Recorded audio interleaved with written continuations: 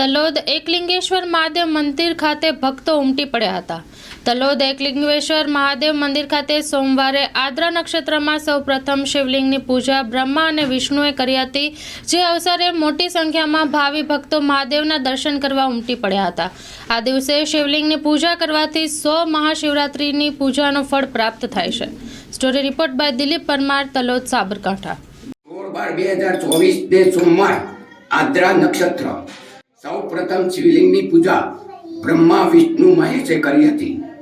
આજે લિંગ રૂપે મહાદેવજી પ્રગટ થયા હતા અને બ્રહ્મા અને વિષ્ણુએ પ્રથમ પૂજા કરી હતી, એટલે આજે બહુ મોટો દિવસ છે અને 100 શિવરાત્રિનું ફળ મળે એટલું એના દર્શન માત્રથી, મહાદેવમાં દર્શન માત્રથી, દીપક પ્રગટાવવાથી થાય છે।